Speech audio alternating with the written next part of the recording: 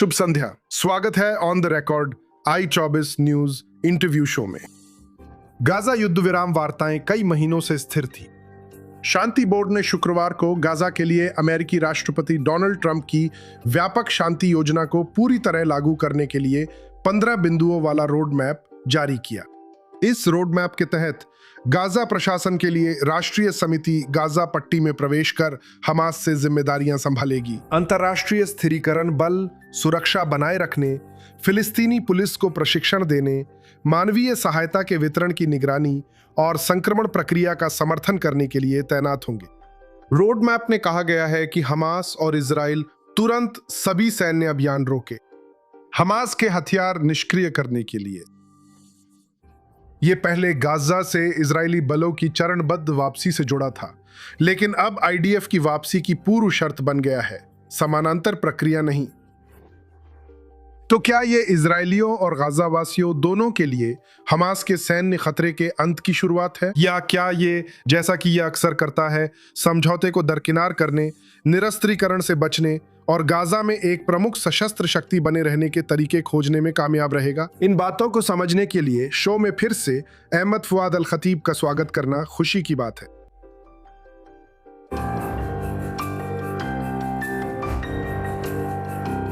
अल खतीब फिलिस्तीनी अमेरिकी मानवतावादी व शांति कार्यकर्ता है।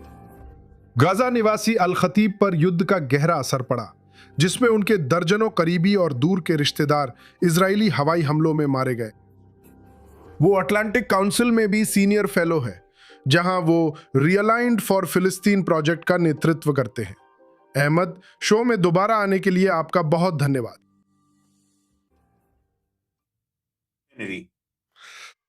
तो शुक्रवार को जो रोड मैप आया, उस पर आपकी क्या राय है? क्या यही वो दस्तावेज है जिसका हम इंतजार कर रहे थे? बाकी सबकी तरह मुझे भी शुरुआत में संदेह था। आखिरकार हम हमास से डील कर रहे हैं, जिसने पहले भी फिलिस्तीनी अथॉरिटी के साथ गाजा और वेस्ट बैंक को मिलाने के लिए कई समझौते किए हैं, लेकिन बाद में अपने मंत्रालयों को फिलिस्तीनी अथॉरिटी के साथ एकीकृत करने के वादों से मुकर गया। हमने देखा है कि हमास ने इजराइल के साथ कई तरह के संघर्ष विराम समझौते किए हैं। 6 अक्टूबर को भी एक संघर्ष विराम हुआ था। हमने देखा कि 7 अक्टूबर को हमास ने समझौता तोड़ने का फैसला किया, और इस तरह अगर आप चाहें तो हमास के समझौतों का हिस्सा बनने का एक लंबा इतिहास रहा है, लेकिन बाद में उन समझौतों से बचने के तरीके निकालना, इसे संदेह की नजर से देखना ठीक और स्वाभाविक है। लेकिन जैसे जैसे समय बीतता गया, जब मैं हमास के कुछ नेताओं को सुन रहा था, जैसे मैं पर्दे के पीछे कुछ अधिकारियों से सुन रहा था जो बातचीत के करीब थे, जैसे मैं इजरायली प्रतिक्रियाएं देख रहा था, जैसे बोर्ड ऑफ पीस सामने आ रहा था, जब हालात कुछ साफ हुए, अगर आप कहें, मुझे लगता है कि यहां काम करने के लिए बहुत कुछ है। मुझे लगता है कि इसका गाजा के भविष्य की दिशा पर गंभीर प्रभाव पड़ सकता है। मुझे लगता है कि एक दृष्टिकोण से यह बहुत हद तक हो सकता है। मुझे पसंद आया, जैसे आपने कहा, अगर आप कहें तो यह हमास के अंत की शुरुआत है। पिछले 4 दशकों में इस आतंकवादी संगठन की यात्रा 70 के दशक में एक चैरिटी के रूप में शुरू होकर और 87 में उनकी आधिकारिक शुरुआत, उनके सत्ता में आने तक, गाजा पर उनके कब्जे तक, और उस तटीय क्षेत्र को एक किले में बदल देना, हिंसा के लिए, आतंक के लिए, सुरंगों, रॉकेट्स आदि के लिए। मुझे लगता है कि यह बहुत हद तक हमास की उस कहानी का अंतिम अध्याय हो सकता है, और इसके साथ ही सशस्त्र प्रतिरोध की कहानी को भी अमान्य कर सकता है। हालांकि क्रम को लेकर सवाल, सत्यापन के सवाल, टेक्नोक्रेटिक समिति की क्षमता और योग्यता के सवाल, अंतरराष्ट्रीय स्थिरीकरण बल के सवाल अभी भी बने हुए हैं। गाजा के नए पुलिस बल को लेकर भी सवाल उठ रहे हैं। सवाल यह है कि क्या वे वाकई इसे सफलतापूर्वक कर पाएंगे? अब भी बहुत कुछ समझना बाकी है, लेकिन कई महीनों बाद मैं पहली बार आशावादी महसूस कर रहा हूं। तो चलिए उस क्रम निर्धारण के मुद्दे को समझते हैं जिसे आपने उठाया। 15 बिंदुओं वाले रोडमैप के अनुसार हमास को निरस्त्र करने और वापसी का मुद्दा आपस में जुड़ा हुआ है, जो कि बहुत अस्पष्ट शब्दावली है। लेकिन फिर गाजा के लिए उच्च प्रतिनिधि निकोलाई म्लाडेनोव ने उसके बाद एक स्पष्टीकरण जारी किया, जिसमें उन्होंने कहा कि दोनों प्रक्रियाएं एक साथ चलनी चाहिए। फिर उन्होंने प्रधानमंत्री नेतन्याहू से मुलाकात की और सोमवार को बैठक के बाद उन्होंने कहा कि जब हमास का निरस्त्रीकरण और हथियारों का नष्टीकरण पूरी तरह से हो जाएगा, तभी आईडीएफ अपनी वापसी शुरू करेगी। तो आप इस रुख में बदलाव को कैसे समझाते हैं? देखिए, मेरी राय में एक तरफ मुझे लगता है कि प्रधानमंत्री नेतन्याहू और मौजूदा सरकार की किसी भी कोशिश को रोकने के लिए एक बेताब प्रयास किया जा रहा है, जो अक्टूबर में इजरायल में होने वाले महत्वपूर्ण चुनाव के करीब आ रहे हैं। उससे पहले समझौते से पीछे हटने की किसी भी कोशिश को रोकने के लिए कुछ आवाजें हैं जो मानती हैं कि इजरायली सरकार वास्तव में कभी भी इस बात के लिए तैयार नहीं थी कि हमास वास्तव में गंभीरता से निरस्त्रीकरण और हथियार छोड़ने के लिए हां कह देगा, और इसलिए आगे कैसे बढ़ना है इसे लेकर थोड़ी सी अनिश्चितता है। तो ये एक तरफ है। दूसरी तरफ, और मैं ये एक बाहरी पर्यवेक्षक के रूप में कह रहा हूं, अगर आप चाहें, ना कि एक गजावासी के रूप में जिसकी इसमें सीधी भागीदारी हो। कोई कह सकता है कि इजराइल का हमास पर भरोसा ना करना समझ में आता है कि वो अपने सामरिक लाभ छोड़ दे। हाल ही में आप जानते हैं, संघर्ष विराम के बाद इन 10 महीनों में, लेकिन साथ ही 7 अक्टूबर के बाद से भी, मेरा मतलब है ये युद्ध इजराइल के लिए मानव संसाधनों और विश्व मंच पर यहूदी राज्य की प्रतिष्ठा के लिहाज से बहुत महंगा साबित हुआ है। और इसलिए गाजा पर नियंत्रण छोड़ देना, जो इस समय एकमात्र चीज है जिसे प्रधानमंत्री नेतन्याहू हमास को फिर से संगठित होने से रोकने का तरीका बता सकते हैं, एक और 7 अक्टूबर जैसे हमले को फिर से उभरने से रोकना और यह सुनिश्चित करना कि गाजा अब सुरक्षा के लिए खतरा नहीं रहेगा। वो नहीं कर सकते, ना ही वो और ना ही इजराइल के कोई भी भविष्य के प्रधानमंत्री, चाहे वे चुनावी मकसद के लिए कोई भी दिखावटी भाषा क्यों ना इस्तेमाल करे, वे वास्तव में गाजा पर नियंत्रण छोड़कर नहीं जा सकते जब तक कि कोई प्रमाणिक ठोस परिणाम ना मिले। सिर्फ भारी हथियारों से आगे कुछ हो। निरस्त्रीकरण की शुरुआत भारी हथियारों, मोर्टार, रॉकेट्स की बातों से हुई थी, हथगोले। लेकिन सच कहें तो हमास के पास सिर्फ आरपीजी ही हैं। हमास के पास इनमें से सिर्फ कुछ 100 ही बचे हैं।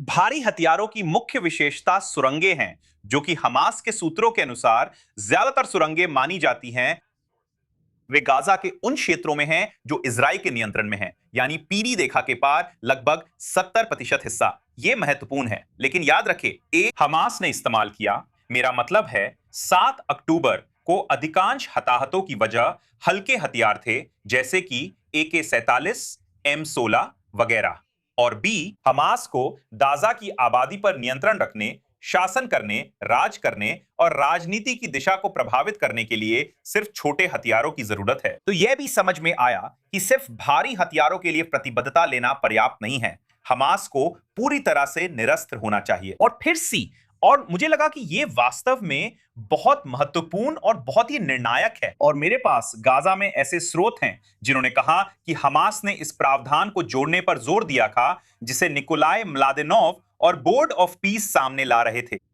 इजरायली सेना और शिन बेट ने गाजा में हमूलों, यानी परिवारों, कबीलों और जनजातीय समूहों की सूचियां दी जिन्हें भी निरस्त्र किया जाना चाहिए।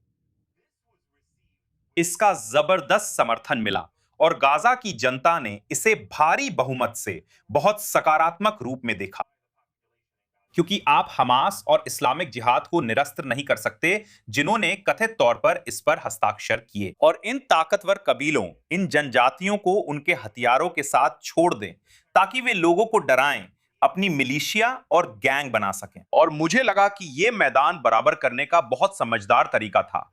तो इसलिए और हमास इन कबीलों, इन परिवारों से डरता है, क्योंकि अगर हमास अपने हथियार डाल देता है, इन परिवारों के पास आतंकवादी समूह के खिलाफ पुरानी दुश्मनी और बदला लेने की भावना है। तो मुझे लगता है कि असल में हमने जो देखा, निकोलाई म्लादेनोव इस स्पष्टीकरण, इस बदलाव के साथ आए।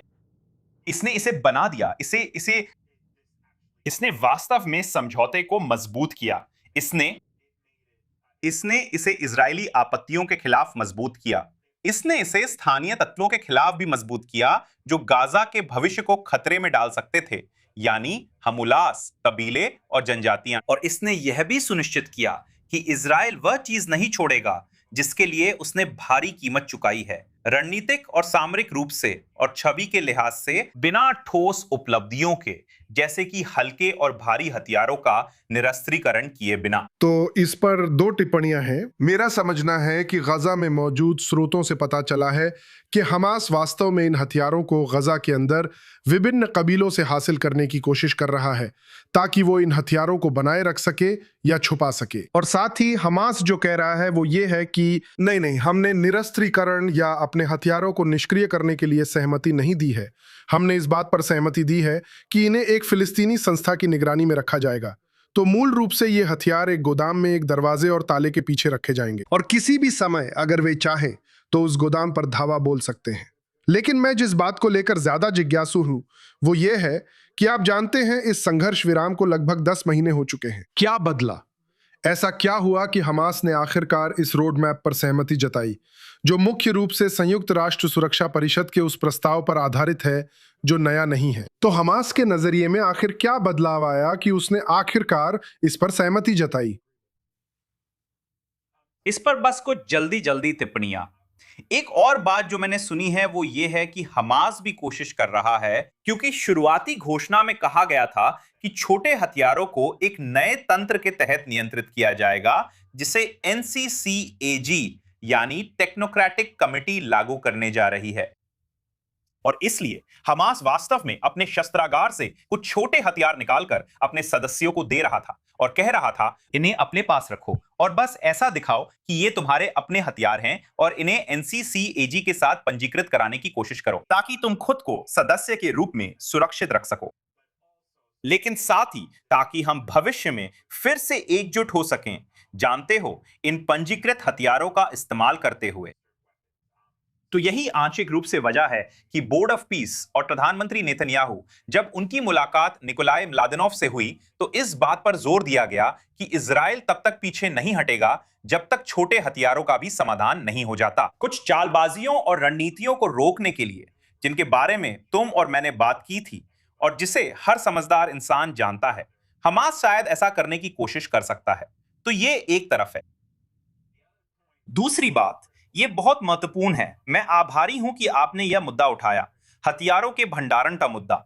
इसलिए यह बताना बहुत जरूरी है कि यह समझौता, जितना कि आखिरकार ये हमास के लिए एक तरह का आत्मसमर्पण है और हार को स्वीकार करना है। हमास के लिए सबसे लंबे समय तक उनके हथियारों पर कोई समझौता नहीं हो सकता था। सिर्फ बयानबाजी, भाषा, वे युद्ध में हार मानने या आत्मसमर्पण को तैयार नहीं थे। लेकिन अब असली मुद्दे पर आते हैं। यह सच में अंत है। मेरा मतलब है, अगर इसे प्रस्तावित रूप में लागू किया गया तो यह हमास का आत्मसमर्पण है, यह छोड़ देना है। मैं बार बार एक उपमा देता रहा हूं कि बिना जैतून के जैतून का तेल नहीं बनता, बिना हथियारों के हमास नहीं है। तो फिर क्यों सहमत हो और क्यों सहमत हो? लेकिन बस अपनी बात जल्दी से पूरी करने के लिए, ये समझौता अपनी इज्जत बचाने के लिए बनाया गया था। यही कतर, मिस्र, तुर्की ने बोर्ड ऑफ पीस और ट्रंप प्रशासन के साथ मिलकर काम किया, ये कहने के लिए, ठीक है, हम ज्यादा नहीं कहेंगे कि ये पूरी तरह की हार होगी, बस स्टोरेज जैसे शब्दों का इस्तेमाल करेंगे। हम आपको अपने हथियार इजरायलियों को सौंपने की शर्मिंदगी से बचाने के लिए उन्हें किसी फिलिस्तीनी पक्ष को सौंपने के लिए कहेंगे, एनसीए और उनकी पुलिस को, ताकि वे उन्हें स्टोरेज में रख सकें। लेकिन मैंने यह भी सुना है कि इन्हें पिघला दिया जाएगा या जला दिया जाएगा। लेकिन साथ ही इजरायलियों ने किसी तरह उन स्टोरेज में कुछ शॉर्ट सर्किट करवा दिया। मेरा मतलब है, यह सोच कि गाजा में हथियारों से भरा एक गोदाम होगा और इजराइल बस बैठा रहेगा और हमास का इंतजार करेगा। मेरा मतलब है, यह तो हास्यास्पद है। हर कोई जानता है कि ऐसा नहीं होने वाला। ये हथियार गाजा से बाहर ले जाए जाएंगे और स्टील में पिघला दिए जाएंगे। तो बस मुझे लगता है कि इसे एक तरीके के रूप में समझना चाहिए जिससे हमास को एक आसान रास्ता दिया जा सके।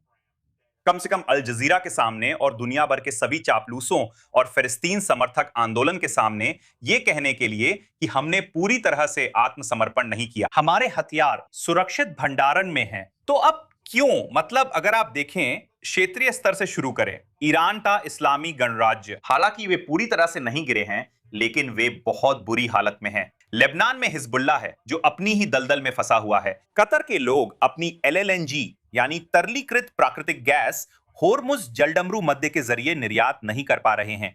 वे पूरी तरह से वैश्विक अर्थव्यवस्था से कटे हुए हैं। मूल रूप से वे अरबों डॉलर हमास और गाजा में नहीं डाल पा रहे हैं। तुर्कों को अभी अभी F-35 मिला है। वे नेटो और ट्रंप प्रशासन के साथ संबंध सुधारने की कोशिश कर रहे हैं। वे रूस से मिले S-400 को यूएई को बेचना चाहते हैं। क्षेत्रीय परिस्थितियां बदल रही हैं। मिस्र वाले गाजा को अस्थिर मोर्चा बने रहने से थक चुके हैं। फिलिस्तीनी प्राधिकरण के सामने विघटन का खतरा है। चुनाव आने वाले हैं। हर तरह से देखें, क्षेत्रीय दृष्टि से यह इलाका 2023 से बहुत अलग है। प्रतिरोधी धुरी या सुन्नी धुरी का विचार भी, जिसमें तुर्की, कतर और कुछ हद तक सऊदी, पाकिस्तान या मिस्र भी शायद इसका हिस्सा रहे होंगे।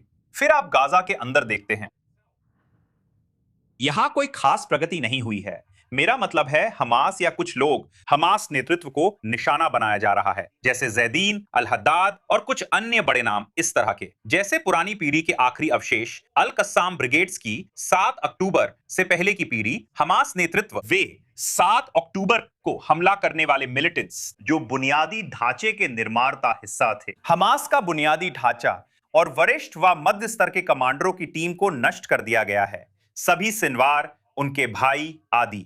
तो उनकी सैन्य का हम सुनते हैं कि हमास बहुत सारे लड़कों, किशोरों की भर्ती कर रहा है। वे बच्चों को फायरिंग सिखा नहीं सकते क्योंकि वहां कोई रेंज या ऐसी जगह नहीं है जहां वे एके चला सके। अब वे उन्हें 7 अक्टूबर से पहले की तरह पैंतरेबाजी की ट्रेनिंग नहीं दे सकते, वरना इजराइल उन्हें निशाना बना लेगा। गाजा में हमास के पास हथियारों का बहुत सीमित भंडार है। वे मिस्र के रास्ते तस्करी नहीं कर सकते। वे फिर से हथियार नहीं ला सकते। वे कुछ आईईडी इजरायली बिना फटे गोला बारूद से फिर से बना पाए थे। उन्होंने नष्ट हुए घरों से कुछ तार और पाइप का इस्तेमाल किया ताकि वे कुछ साधारण रॉकेट पाइप, आईईडी वायरिंग वगैरह बना सकें। लेकिन हम एक घटती हुई सप्लाई की बात कर रहे हैं जिसे इजराइल ने युद्ध विराम के बाद भी निशाना बनाना बंद नहीं किया। तो कोई कमांड स्ट्रक्चर नहीं है। भले ही उन्होंने अपनी कुछ संरचना को फिर से व्यवस्थित करने की कोशिश की है, वे अपनी कुछ बुनियादी ढांचे को फिर से बनाने की कोशिश कर रहे हैं। जंग का अनुभव रखने वाले बदली लड़ाकों का कोई ठोस समूह नहीं है। इजराइल लगातार उन सभी के पीछे पड़ा है जिन्होंने 7 अक्टूबर की घटना में कोई भूमिका निभाई थी। भंडार की कोई पुनः पूर्ति नहीं हो रही है, ना ही किसी कच्चे माल या शुरुआती सामग्री की तस्करी हो रही है। हमास की उम्मीद के मुताबिक बड़े पैमाने पर पुनर्निर्माण नहीं हो रहा है, जिसमें सैकड़ों मिलियन डॉलर आकर समूह उन्हें इधर उधर मोड़ने और फिर से निर्माण के तरीके ढूंढ लेता। अब उनके पास कोई विकल्प नहीं बचा। मैं अपनी बात यहीं समाप्त करता हूं। यही वो जगह है जहां मैं चाहता हूं कि अधिक से अधिक इजराइल समर्थक, ज़ायनिस्ट या यहूदी समुदाय इसमें कम संदेह करें। मुझ पर विश्वास कीजिए जब मैं यह बात पिछले 2 सालों से कह रहा हूं कि गाजा के अधिकांश लोग हमास के खिलाफ हैं। इसका मतलब सिर्फ इतना है कि वे हमास के खिलाफ है। जरूरी नहीं कि वे इजराइल से प्यार करते हों या जिस तरह हम शांति की बात करते हैं उस अर्थ में शांति समर्थक हों। चाहे वो 7 अक्टूबर के परिणाम हो, चाहे वो हमास का पिछले 2 दशकों का पूरा व्यवहार हो, या फिर युद्ध के दौरान हमास का रवैया हो, चाहे फिलिस्तीनी राष्ट्रीय परियोजना की विफलता हो या सशस्त्र प्रतिरोध की कहानी, लोग हमास से तंग आ चुके हैं और हमास जानता है कि सिर्फ उसकी बंदूकें ही वजह हैं कि वो सत्ता में है और शासन कर पा रहा है। और इसलिए वे उपरोक्त सभी बातों को पूरी तरह से देखते हैं। वे सोचते हैं हम ये नहीं कर सकते, कोई रास्ता नहीं है। इसलिए मुझे लगता है वे मजबूरी में इस समझौते को मानने को बाध्य हुए। देखिए, आप जो बता रहे हैं वो मूल रूप से हमास के अपने अस्तित्व के कारण को छोड़ने जैसा है। मुझे नहीं लगता कि वे इतनी आसानी से बिना लड़े हार मान लेंगे, लेकिन मैं चाहता हूं कि हम आगे बढ़ने से पहले गाजा से हटकर जरा व्यापक परिदृश्य पर नजर डालें। पिछले महीने फिलिस्तीनी प्राधिकरण के राष्ट्रपति महमूद अब्बास घोषणा की थी कि इस साल नवंबर में विधायी चुनाव होंगे और फिर अगले साल इसी समय 20 साल से भी ज्यादा समय बाद पहली बार राष्ट्रपति चुनाव होंगे। अब हम पहले भी इस स्थिति में रह चुके हैं जब फिलिस्तीनी चुनावों की घोषणा हुई थी। क्या आपको यह प्रक्रिया सच में होने योग्य लगती है? और क्या पीए जरूरी तमाम सुधार लागू कर रहा है जिन्हें उसे अंतर्राष्ट्रीय समुदाय की ओर से फिर से वैधता प्राप्त करने के लिए करना जरूरी है? मुझे पता है यह बड़ा सवाल है, लेकिन अगर आप संक्षेप में जवाब दे सकें तो कोशिश कीजिए। निश्चित रूप से मेरा मानना है कि अगर राष्ट्रीय स्तर पर चुनाव जैसी कोई भी चीज कराने की कोशिश की गई तो यह विनाशकारी होगा। अगर आप वेस्ट बैंक के कुछ हिस्सों में स्थानीय चुनाव कराना चाहते हैं तो वो ठीक है। फिलिस्तीनी क्षेत्रों, खासकर वेस्ट बैंक में कोई राजनीतिक जीवन नहीं है, जैसा मेरे दोस्त ने हाल ही में डीसी में मुझसे कहा। फिलिस्तीन में असल राजनीति नहीं, सिर्फ महल की राजनीति है। राष्ट्रपति अब्बास और उनके करीबी साथियों ने फिलिस्तीनी संस्थाओं, फतह और पीएलओ को कमजोर कर दिया है। तो मेरा मानना है कि चुनावों से पहले चुनाव के लिए सामाजिक ढांचा, स्वतंत्र प्रेस और अभिव्यक्ति की स्वतंत्रता जरूरी है। यह बताता है कि मैस्लो के पद अनुक्रम में लोगों की बुनियादी जरूरतें पहले पूरी होनी चाहिए। साथ ही हमास के तुरंत बाद चुनाव, तब तक कौन जाने निरस्त्रीकरण पूरा होगा या नहीं। मुझे लगता है यह गलती है क्योंकि शायद हमास इसी पर भरोसा कर रहा है। अगर हमास या कोई और प्रतिभागी पूरी तरह से इजराइल को मान्यता देने और हिंसा का त्याग करने के लिए तैयार नहीं है तो ऐसे चुनाव एक आपदा होंगे। आखिरकार मुझे लगता है कि गाजा में या फिलिस्तीनी क्षेत्रों में चुनाव कराना बिना ऐसी राजनीतिक जिंदगी बनाए जो गुट निरपेक्ष हो सही नहीं है। अभी जो भी चुनाव लड़ना चाहता है उसे किसी ना किसी गुट का हिस्सा होना पड़ता है, जैसे हमास, फतह, फिलिस्तीनी इस्लामिक जिहाद, ये समूह वो समूह। कोई भी पेशेवर स्वतंत्र फिलिस्तीनी नहीं है जो चुनाव लड़ सकें, जो अपनी पार्टियां बना सकें कह लीजिए। तो मुझे लगता है कि इससे पहले हमें उस मुकाम तक पहुंचना होगा। आप चुनावों से वैधता नहीं ले सकते, आप वैधता सामाजिक बदलाव से लेते हैं जो चुनावों की ओर ले जाता है, ना कि उल्टा। तो मूल रूप से जो आप बता रहे हैं वो है फिलिस्तीनी क्षेत्रों में एक राजनीतिक संस्कृति स्थापित करना जो वहां मौजूद नहीं है, और आमतौर पर एक लंबी प्रक्रिया होती है। हमें यहीं रुकना होगा क्योंकि मैं शो के अंतिम हिस्से रैपिड फायर सेगमेंट पर जाना चाहता हूं। मैं आपको 3 तस्वीरें दिखाऊंगा और संक्षेप में मुझे बताइए आपके दिमाग में पहली बात क्या आती है। पहली तस्वीर, यह हमास के नए नेता खलील अल हया है। एक ईरान समर्थक मूर्ख जो पुराने और बदलती दुनिया के बीच फंसा हुआ है और सच में क्या करना है यह नहीं जानता। हैरानी की बात है कि उसने पॉलिट ब्यूरो को निरस्त्रीकरण स्वीकारने पर मजबूर किया। क्या वही कारण है कि हमास ने सहमति दी? क्योंकि 10 महीनों से हमास ने सहमति नहीं दी थी। कुछ भी नहीं बदला। वही एकमात्र चीज है जो बदली है, अब वो नेता बन गया है। संक्षेप में, क्या वही कारण है कि हमास सहमत हुआ? मुझे लगता है वो इसे पूरी तरह समझता है। जैसा मैंने बताया कि हमास गजा में बिल्कुल अपने आखिरी दौर में है और उन्हें गजा में फिलिस्तीनी लोगों की तबाही के लिए जिम्मेदार और जवाबदेह ठहराया जाएगा। और उसने समझा कि अगर वे 1 इंच क्या 1 मीटर भी रियायत नहीं देते कि ये हमास की जिम्मेदारी होगी। फिलिस्तीनी लोग उन्हें इसके लिए कभी माफ नहीं करेंगे, चाहे वे इसे जैसे भी पेश करने की कोशिश करें। ये उन्हीं पर है, ये उनका फैसला था। और इसलिए फिर भी विडंबना ये है कि मुझे लगता है कि वह सबसे ज्यादा कट्टरपंथी तत्वों में से एक है और फिर भी उसने किसी तरह यह समझ लिया कि उन्हें झुकना पड़ेगा। बहुत दिलचस्प। अब अगली तस्वीर देखें। यह शांति बोर्ड के उच्चायुक्त, गाजा के उच्च प्रतिनिधि निकोलाई म्लाडेनोव है। एक व्यक्ति जिसे मैंने सराहना और सम्मान करना सीखा है, एक व्यक्ति जो मुझे पसंद है, एक व्यक्ति जिसे मुझे लगता है कि और थोड़ा समर्थन मिलना चाहिए। मुझे लगता है कि वो वाकई बहुत मेहनत कर रहा है। मुझे लगता है कि वो कभी-कभी कुछ बातें चूक जाते हैं, लेकिन कुल मिलाकर वो साहसी हैं। उन्होंने जरूरत पड़ने पर हमास पर दबाव डाला है। हाल ही में उन्होंने मेरी एक ट्वीट साझा की जिससे हमास नेताओं ने उनके खिलाफ बयान दिया और मुझ पर हमला किया।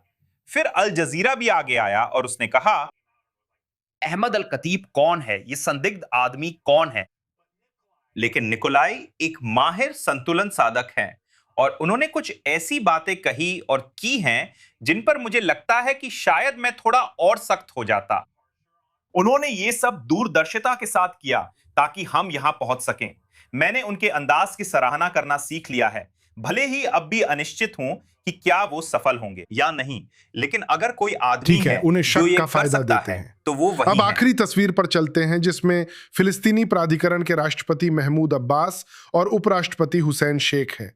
कृपया संक्षेप में। हुसैन शेख, मुझे उम्मीद है, मेरा मतलब है, एक तरफ मैं ये सराहता हूं कि उन्होंने इजराइल के साथ सहयोग करते हुए अपना अनुभव बढ़ाया। इसका मतलब है कि वो व्यवहारिक हैं, उनके पास बहुत अनुभव है। दूसरी तरफ मुझे चिंता है कि उन्हें अब्बास द्वारा अपनाई गई बयानबाजी का हिस्सा जारी रखना पड़ेगा। काश अब्बास रिटायर हो जाएं। काश अब्बास बस सम्मानजनक और शालीन तरीका अपनाएं, एक मानद भूमिका लें और आगे बढ़ जाएं। वो सच में खुद को शर्मिंदा कर रहे हैं, बस बेवजह सत्ता से चिपके रहकर। फिलहाल मेरी किसी से ज्यादा उम्मीदें नहीं हैं। मैं चाहता हूं कि श्री शेख पर मेरी राय गलत हो। लगता है हम सबकी यही भावना है। अहमद, फिलहाल हमें यहीं रुकना होगा। आपके समय और विचारों के लिए धन्यवाद। अगले हफ्ते ऑन द रिकॉर्ड में फिर मिलेंगे। आपको आज का एपिसोड और पिछले सेमी शोज YouTube व Spotify पर मिल जाएंगे। धन्यवाद।